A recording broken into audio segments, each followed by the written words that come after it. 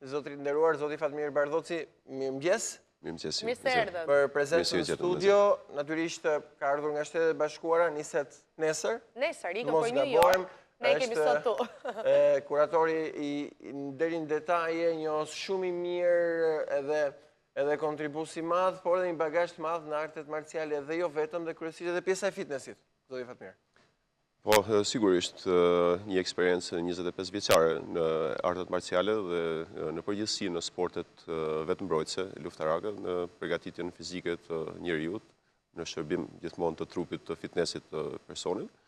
Në Shtetet e Bashkuara kam ndryshuar një çik për profilin tim, ku kam qenë vetëm për artet marciale, por me një bagazh të mëparshëm, ku kam drejtuar palestra fitnessi, siç është qendra profesionale TIC në Durrës, ku është një kompleks me arte marciale, me fitness, që është qendra e Golemit, që është me fitness, me pishin, me arte marciale. Kjo që të njëjtën gjë bëjmë edhe në New York, ku fokusohemi më shumë te VIP, personal training, që ka të bëjë me fitness, përgatitjen fizike të personave, rehabilitimin e tyre, te artet marciale, që janë në kombinim edhe për persona me aftësi të kufizuara, kjo që është një risi të jetë veçantë në këtë fushë.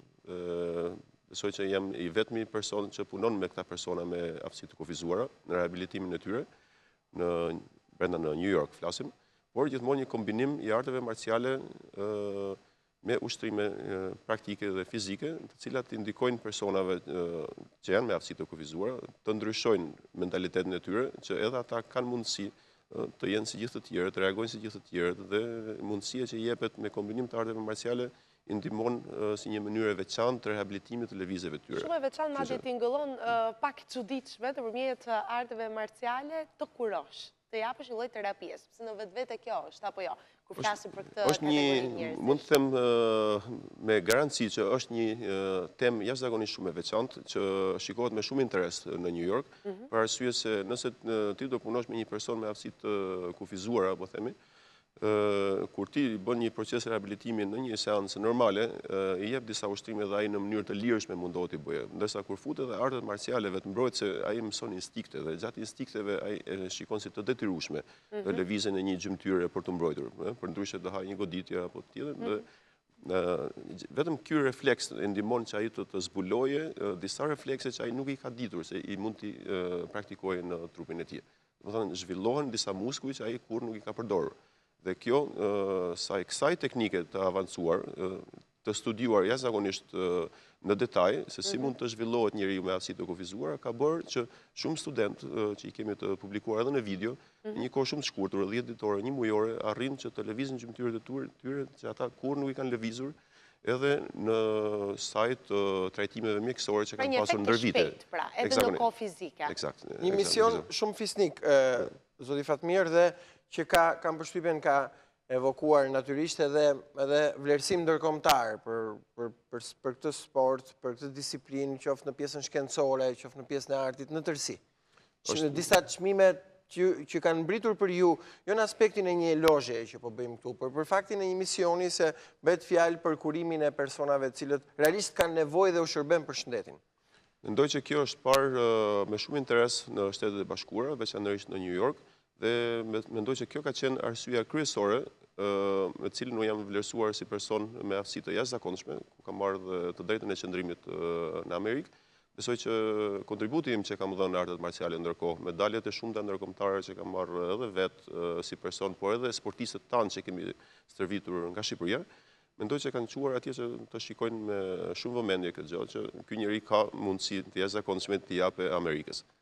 Është fatkeqësi që këta mundësi ne du t'ja japim një shteti tjetër dhe nuk ja japim dot Shqipërisë.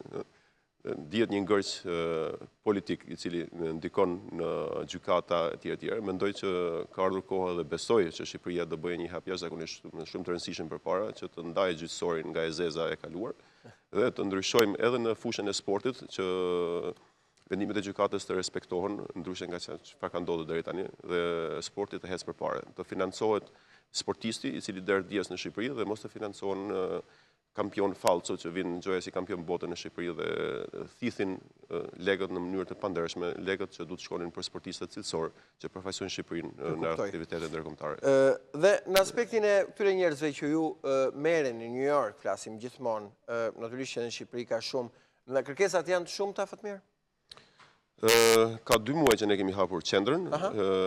Qendra në New York është në Manhattan, direkt nëse më lejoni do të jap një detaj më të saktë që ti shërbejmë komunitetit shqiptar në New York. Ndodhet mes Avenue 6 dhe 7, 6 dhe 7, më fal, 122 Street. Rregull se ata e kuptojnë, po.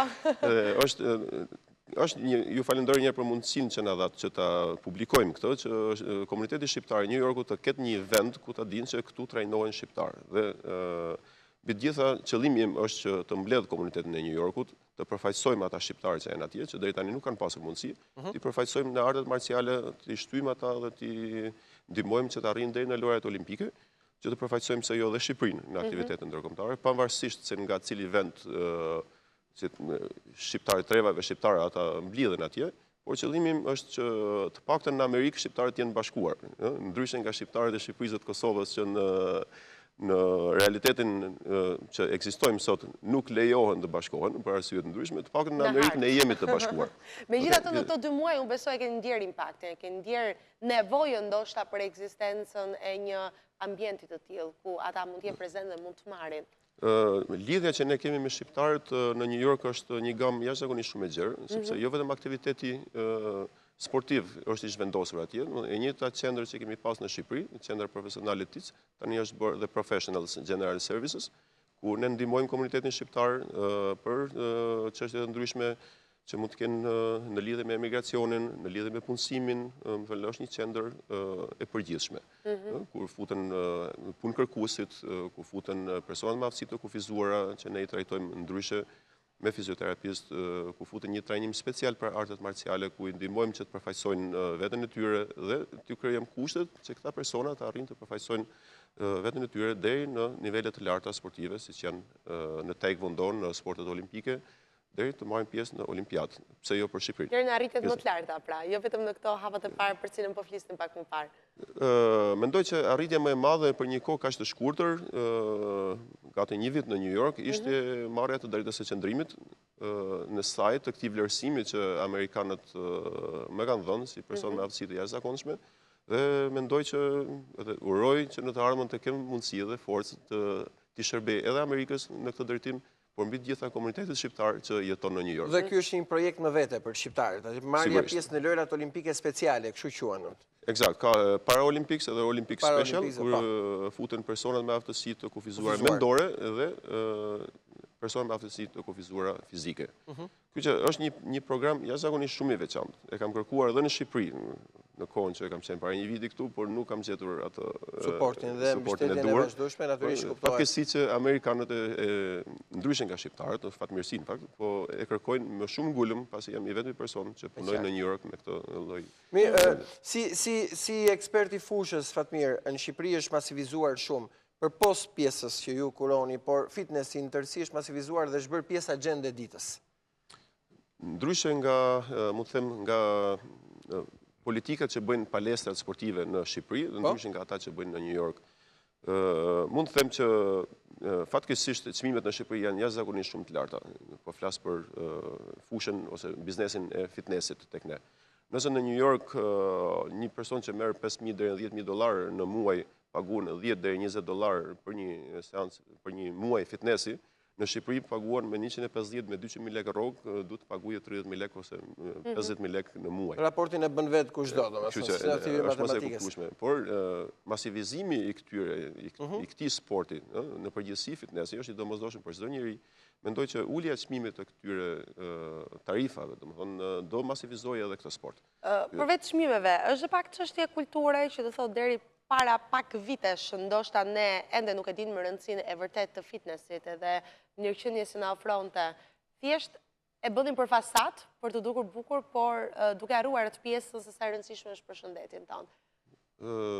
Është sigurisht është çështje mentaliteti, por me sa kam vënë re, domethënë të paktën këta 5 vitet e fundit kanë ndryshuar jashtëzakonisht shumë. Por është stepur gjithmonë në 2 vitet e fundit, prapë një fenomen që ka ndodhur, besoj që për arsye ekonomike, që shqiptarët besoj që janë varfëruar këta 2 vite. Është thjesht një konstatim imi personal, nuk mund të them në statistika, por e kam konstatuar sepse duket nëse njerëzit shtojnë radhën në ushqime, kuptohet që edhe në palestra do të tërhiqen ose do shkruajnë emrin në listë në palestra, kështu që është e papranueshme.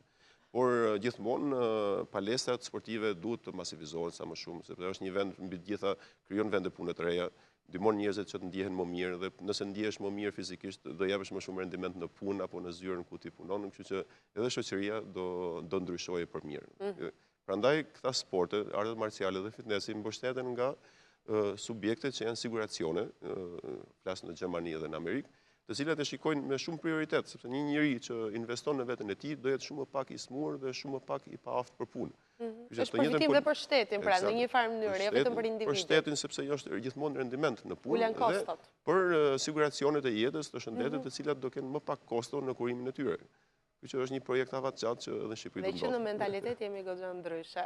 Dhe kam përshtypjen që ndoshta me këtë mekanizëm intensiv do tentoni, do të mund t'ja arrini të merrni pjesë në këto paraolimpikët e Rios, apo është vështirë për këtë radhë? No, për këtë radhë sigurisht që është vështirë, por... Se duan procedurat e aplikimit. Por sigurisht që do ketë elemente të veçantë të cilët do afrohen, të cilët kanë një bagazh të mëparshëm me një, mund të themi me një shkollë tjetër, të cilët afrohen me një bagazh të mëparshëm. Atëherë këto janë të gatshëm, si do ketë edhe sportistë të cilët kanë vazhduar në palestrat e tjera dhe afrohen tek qendra profesionale dhe ndjekin një trajtim më special, flasim një trajnim individual për të marrë pjesë në lojrat olimpike. Natyrisht me shpresën që do të afrohet gjithçka mirë, do të afrohet sa më shpejt ky proces dhe këto etapa. Shpresojmë në një moment tjetër në studio, jeni mirë pritur prapë. Kur të shkëputet nga puna në New York. Kur të ktheheni prapë, ose mos pa dashur gjendemi në një aktivitet sportiv. Takojmë atje. Never say never. Jeni të mirë se ardhur. Mirë, faleminderit i dashur. Faleminderit dhe suksese. Uroj që të shikojmë edhe jo vetëm shqiptarët e New Yorkut, por të shikojmë edhe shqiptarë nga Shqipëria pjesëmarrës në lojrat olimpike. Uroj që sporti taekwondo, siç është në Shqipëri, do masivizohet edhe tek shqiptarët e New Yorkut dhe nga unë do kenë gjithmonë një ndihmë personale, një kontribut për shqiptarët, pavarësisht se jam apo nuk jam në Shqipëri. Kjo është e dukshme, e lexueshme. Mirë, Fatmir, faleminderit, ishim me Fatmir Bardhocin. Në studio do të shkojmë në publicitet dhe vijojmë me insert për vitaminat, që është shumë i rëndësishëm.